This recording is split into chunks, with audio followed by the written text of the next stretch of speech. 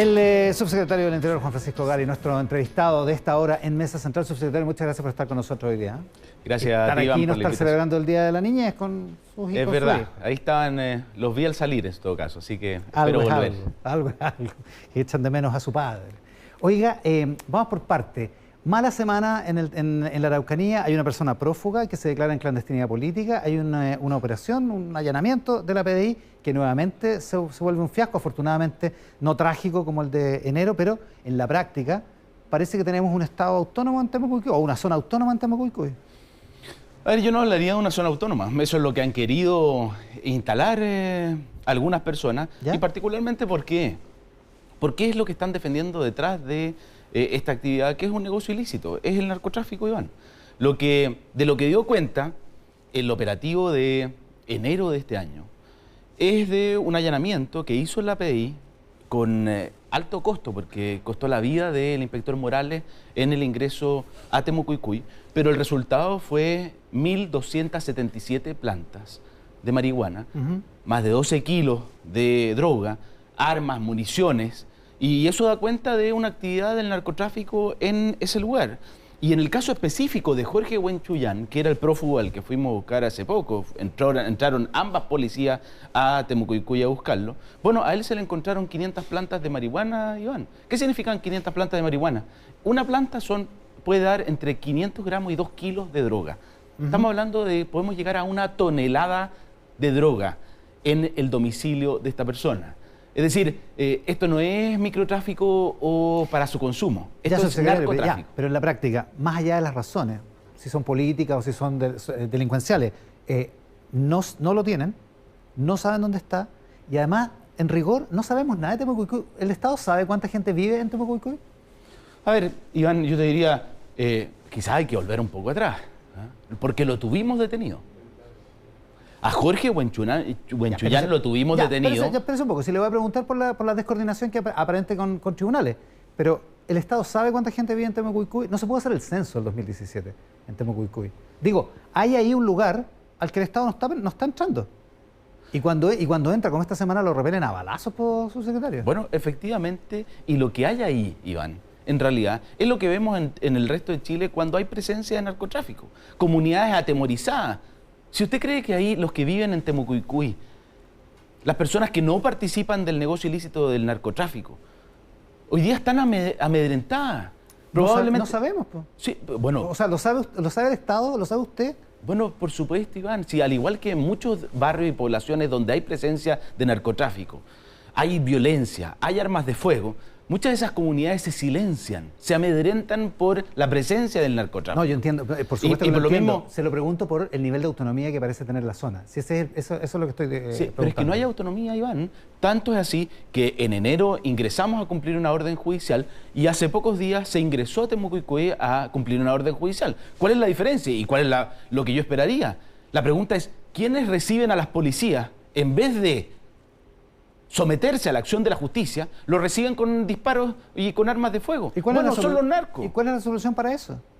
Bueno, actuar con toda la fuerza legítima del Estado. Pero para eso, Iván, y ahí está quizás la gran diferencia, para eso necesitamos apoyo transversal y una distinción muy clara. Yo ahí me gustaría hacer un llamado a las autoridades de las comunidades que están alrededor, a las autoridades mapuche de la comunidad, que se distancien, que no sean cómplices del narcotráfico. Si el narcotráfico no tiene nada que ver con el pueblo mapuche. ¿Las autoridades mapuches de Temuco-Cuicuy? Bueno, probablemente. ¿De la misma comunidad? Me gustaría que, no solo de esas, de todas las comunidades, que se distancien, que no sean cómplices del narcotráfico, porque ese narcotráfico daña también a las comunidades.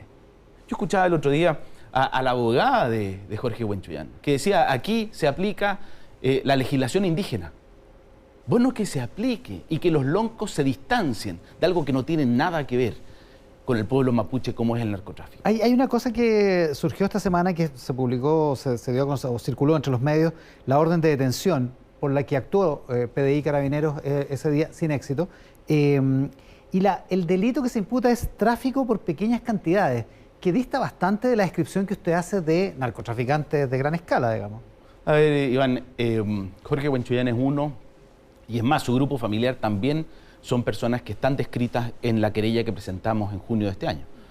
49 personas que nosotros creemos involucradas en una organización delictual dedicada al narcotráfico. Ya, pero aparentemente no se lo han podido convencer al juez, porque el juez dice, por lo que mando a detenerlo, y no le permito ni siquiera allanar la casa, solo quiero que lo detengan en Temucuicui, es por tráfico por pequeñas cantidades. Eso es lo que dice la orden de detención. Bueno, efectivamente, Iván, y por eso nosotros hemos sido bastante críticos de las resoluciones judiciales en el último tiempo ahí. Podríamos haber tenido a Jorge Huenchuyán detenido sin violencia. ¿Por qué? Porque Jorge Huenchuyán llegó a un hospital contagiado de COVID. Nosotros compartimos el que se recuperara plenamente de su enfermedad antes de proceder a cualquier cosa. Pero cuando estaba recuperado, le dijimos al tribunal, junto con la Fiscalía, es hora de detenerlo y ponerlo a disposición de la justicia para que responda. ¿Para que responda de qué, Iván? Para que responda del narcotráfico, para que responda de los bienes que tiene, las camionetas de alto valor, la construcción de una piscina en Temucuicui, todo declarando un ingreso de menos de 300.000 pesos. Entonces, la verdad es que yo esperaría una acción de todo el Estado que dé cuenta de la gravedad de los hechos que allí se detectaron. Ya, pero es que suele pasar esto con las resoluciones judiciales, porque una posibilidad es que el juzgado se equivocó y no le hizo caso, y otra posibilidad es que el gobierno no fue capaz de convencer al juez, o a la jueza en este caso. Pero Iván, se conocieron por televisión las grabaciones del mismo día 7 de enero cuando ingresó la PDI a Temucuicui, en que Jorge Huenchuyán llamaba a su pareja para decirle que esconda esas cosas, las armas y la droga. Y déjeme decirle algo, de nuevo, para evitar la violencia que está presente no solo en la macrozona sur, hay que apuntar a las fuentes, y generalmente están asociadas a lo que nosotros denominamos la tríada drogas, armas y violencia. Porque salgamos de Temucuicui y vamos, por ejemplo, a Coyipulli, donde hace pocos días se conoció el caso de un secuestro con tortura, Iván. ¿Y qué es lo que estaba ahí de nuevo? ¿Cuál era la causa de esa situación? Armas y marihuana. Armas y droga. Entonces, al final, tenemos que ser muy claros, y por eso mi llamado.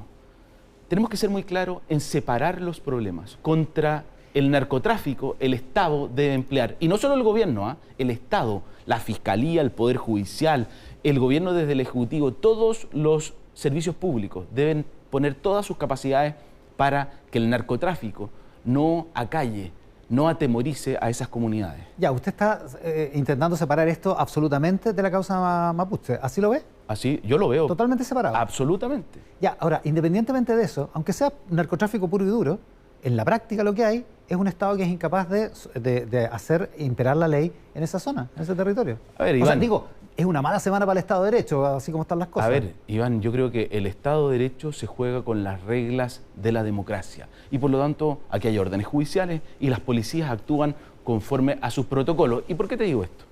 Porque obviamente cuando al frente tenemos personas que no tienen ni un segundo de duda de disparar a matar con armas de alto calibre, con armas de guerra, pero en cambio las policías tienen que utilizar las armas solo en legítima defensa o para el cumplimiento de su función, no son iguales las condiciones. Y yo creo que está bien que no lo sean. Nosotros tenemos que actuar con las reglas del Estado de Derecho. Y, por lo tanto, a esa persona que se le acusa de un grave delito, bueno, se le va a poner a disposición de un tribunal sano y salvo para que sea ese tribunal el que juzgue conforme a las pruebas, conforme a esas grabaciones, conforme a esa droga que se incautó en su casa, conforme a todo ese patrimonio que es inexplicable. Bueno, que el tribunal juzgue cuál es la responsabilidad que le cabe. Eso es lo que corresponde en un Estado de Derecho. Y por eso, Iván, a propósito de lo mismo, se han duplicado los hechos de violencia, pero se han cuadruplicado el número de detenidos que hemos tenido en la macrozona sur. O sea, se están obteniendo resultados. En ese mismo sentido, le quiero mostrar una declaración del diputado Miguel Mellado, que es autor de un proyecto que propone una recompensa económica, recompensa a cambio de información por los hechos de violencia. Esto dice el diputado Mellado. Hemos presentado, junto con los parlamentarios Jorge Radger, René Manuel García y Diego Paulsen de la región de la Araucanía, un proyecto de ley donde le entregamos facultades al presidente de la República para otorgar recompensas en beneficio de aquellas personas que aporten antecedentes para esclarecer, sancionar los crímenes de delitos de terrorismo, usurpaciones y otros en las provincias de la Araucanía y el Biobío. Ya, ahí está, el diputado Miguel Mellado. ¿Qué le parece? A ver, yo te diría, la idea del proyecto es muy coincidente con lo que hemos propuesto, Iván, en otros proyectos de ley que están en tramitación. Dos ejemplos. Un proyecto de ley que apunta a modificar la ley 20.000 contra el narcotráfico. ¿Cómo? Apuntando al patrimonio. ¿A través de qué? Facultando a la Fiscalía de enajenar tempranamente el patrimonio de aquellas personas que estén involucradas en el narcotráfico. O otro proyecto, que lo ingresamos hace pocos meses, sobre criminalidad organizada, cómo combatir el crimen organizado, que apunta justamente a lo que decía el diputado Mellado y al objetivo que buscan, que es la colaboración eficaz o los agentes colaboradores que pueden permitir tener mejor prueba para poder realmente determinar las responsabilidades de quienes están involucrados en este tipo de delitos. Ya, y si es coincidente, ¿el gobierno lo patrocinaría, lo respaldaría? Bueno, yo no conozco el texto del proyecto, ya, Iván, por lo tanto hay que analizarlo en su mérito. Sin embargo, creo que en las ideas al menos coincide plenamente con lo que estamos haciendo en narcotráfico, en criminalidad organizada y por lo tanto en este caso. Oiga, de fondo está la PDI, que ha tenido también una semana mala, porque pasó lo de Temucuicui esta semana, pero también pasó lo de este vuelco en el crimen de la detective Valeria Vivanco, ocurrió en junio, donde terminan 3 funcionarios suspendidos, un sumario administrativo, una investigación por obstrucción a la justicia del Ministerio Público. ¿Qué pasó ahí en la PDI? A ver, yo te diría, no hay que olvidarse de qué es lo que da origen a este procedimiento policial. El día anterior y los días anteriores a ese procedimiento había habido un homicidio en Puente Alto y en otra comuna de Santiago, otro hecho de sangre en que estaba involucrado el vehículo que los policías detectan en este procedimiento policial. El procedimiento tratan de detenerlo, estos tipos se oponen a la detención y resulta fallecida Valeria Vivanco como consecuencia de ello. Ahora, ¿cuáles fueron exactamente la situación en que ella recibe un disparo? Eso va a tener que ser esclarecido en la investigación. Por los antecedentes que hay, puede que haya sido un disparo de la propia PDI, pero Iván, este era un procedimiento policial justamente para abordar un homicidio del día anterior. Y creo que, lamentablemente, algo que quizás se soslaya, los riesgos que tiene la actuación policial son estos: exponerse a un disparo frente a un procedimiento policial altamente violento. Ya, pero que haya habido un vuelco y que el informe que provoca ese vuelco haya estado 40 días guardado en el cajón de un escritorio de alguien. Sí, a ver, llama la atención, digamos. O sea, hay algún problema ahí, ¿no? Eso dejémoselo al sumario administrativo, a la investigación. ¿Cuáles son las razones? ¿Qué información le ha dado el director de la PDI, Sergio Muñoz? A ver, hemos estado en permanente conversación con el ministro Delgado y el director de la PDI. El sumario interno están dando por cuáles fueron las razones por las cuales las personas en su momento procedieron, cómo lo hicieron y por qué las distintas pericias se demoraron cuánto tiempo cada una de ellas. Y la verdad es que hay pericias que son contradictorias y por lo mismo lo importante es que se esclarezca y que termine la investigación. Iván, yo en esto hay que ser prudente, esperemos la investigación y una vez que se aclare, bueno, se tomarán las medidas. Por lo que le entiendo entonces, hasta ahora, lo que ha transmitido el director de la PDI al gobierno, al ministro Delgado y a usted, es satisfactorio, hasta los antecedentes que tiene hasta ahora. Lo que nos ha transmitido el director de la PDI es que él espera esclarecer cada una de las circunstancias en el sumario administrativo y colaborar con el fiscal para que en la investigación también se haga. Subsecretario, estamos con el subsecretario Juan Francisco Gali, subsecretario del Interior. Hay otra situación que se vuelve repetitiva, que es la de los desórdenes en el centro, y ya estamos bajando tanto los estándares que nos alegramos porque el viernes en Las Tarrias no sufrió ningún ataque. Pero hubo desórdenes, hubo violencia, hubo barricada y hubo incendio de paraderos. Igual el viernes pasado, igual que el viernes anterior, aunque aparentemente en menor escala porque no hubo esta sonada contra un barrio turístico como el barrio Las Tarrias. Estamos bajando harto los estándares, parece. Bueno, pero es que yo tiendo a coincidir contigo. Los estándares, ¿el subsecretario del Interior? No, no, los estándares se bajan, pero ¿por quién? Si nosotros hemos sido permanentes y quizás reiterativos, Iván, en las señales y en los discursos. Nosotros combatimos la violencia desde el principio, desde que era muy intensa hasta ahora. Y por lo tanto hemos sido muy claros en que la violencia no es el camino. Nunca la violencia es el camino. Pero las señales de otros actores políticos no han sido tan claras, Iván. Déjame decirte, cuando yo escucho un discurso de un convencional constituyente que dice que sin la violencia no se hubieran logrado los resultados, o la alcaldesa de Santiago, que en una entrevista recién electa dice que hay presos políticos en Chile. Bueno, ese proyecto de ley de indulto, ¿a quién indulta, Iván? ¿A quién declara impunes? Bueno, a esas personas que hicieron exactamente lo mismo que los que ingresaron al barrio de Las Tarrias hace 2 viernes atrás. Y por lo tanto, si queremos ser claros en las señales, bueno, tenemos que exigírselos a quienes no lo han sido. Ya, pero da la impresión de que la gente que va, la turba esa, que fue a Las Tarrias la semana anterior, o que estuvo en la Plaza Baquedano este viernes, no veo que estén demasiado preocupados de cómo son los proyectos de ley, ni de cómo son las señales de la ciudadanía, ni las condenas morales. Están preocupados de otra cosa. Y básicamente lo que parece es que la fuerza pública no es capaz de detenerlos, digamos. No, pero Iván, y quizás hay que volver atrás a la conversación que teníamos hace meses, ¿no es cierto? ¿Cómo procede Carabineros?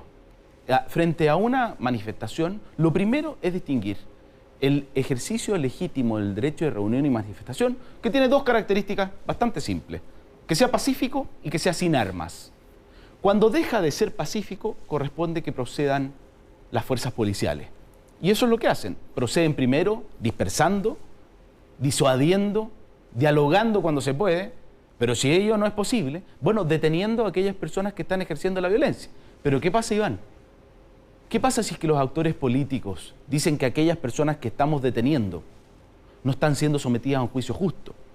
Y por lo tanto los queremos declarar impunes, porque además se estaban manifestando, y cuando la violencia se ejerce en el contexto de la protesta, como dice el indulto, bueno, es legítima. Y peor aún, Iván, porque yo tuve un entrevero esta semana en redes sociales con un senador, porque además... Con el senador Torre. Así es, están fundados en situaciones que no son ciertas. Se invitó a... ¿Qué cosa está fundada en cosas que no son ciertas? El indulto. ¿El proyecto? El proyecto de ley. ¿Ya? Y las fundamentaciones y argumentaciones que hacen los senadores que lo sustentan en los medios de comunicación social son erróneas. El senador arguyó que habían personas que estaban presas con la sola declaración de un policía que lo había mirado, que según él lo había mirado con ánimo de matar. Iván, están las grabaciones de las personas que están condenadas jactándose de haber disparado balines en contra de los edificios de la Fiscalía de la PDI. Están el intento de atropello de funcionarios policiales. Por lo tanto, cuando tú me dices, ¿se bajan los estándares? La pregunta es de quién está bajando los estándares. Porque el gobierno en esto ha sido firme y claro.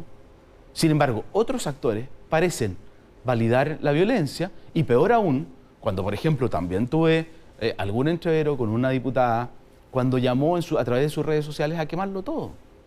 Bueno, ¿qué significa eso? ¿Acaso nosotros como autoridades no tenemos cierta responsabilidad de comunicar hacia la no violencia en vez de incentivarla o validarla? Ya, puede ser. Ahora, la responsabilidad de todos los actores políticos, incluyendo el gobierno, es mantener el orden público, principalmente responsabilidad del gobierno, y ese orden público, subsecretario, no se ha podido mantener los viernes en la Plaza Baquedano. Es que quizás ahí, Iván, hay algo que es bueno adoptar, que es los nuevos estándares en materia de control del orden público, en materia de derechos humanos, que hemos incorporado rápidamente como consecuencia de la reforma. Piensa que la reforma tiene 4 ejes, uno de institucionalidad y gobernanza, otro de formación y carrera, un tercero de modernización de la gestión, pero el más relevante y urgente era control del orden público con pleno respeto a los derechos de las personas. ¿Y eso qué implica? Que no se puede actuar preventivamente, Iván, en el control del orden público.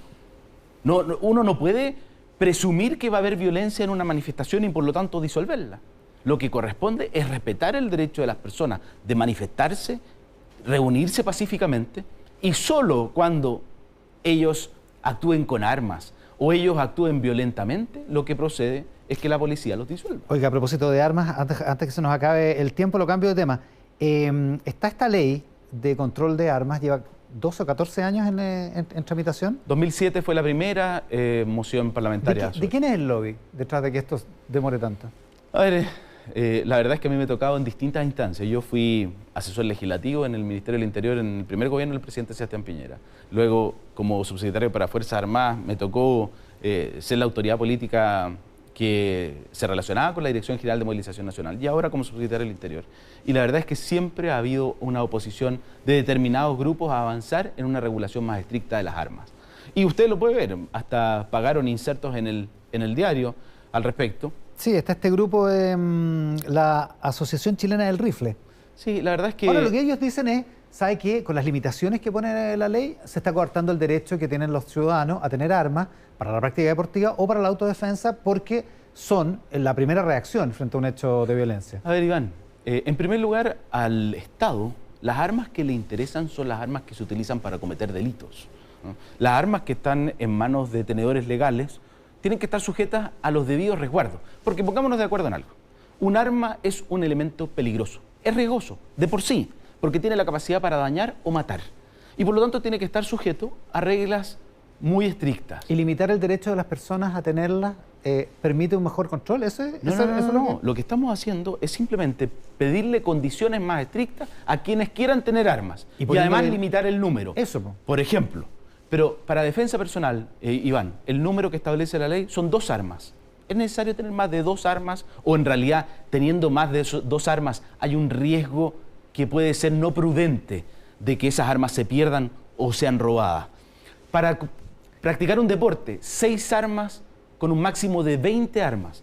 ¿Será prudente tener más que ese número?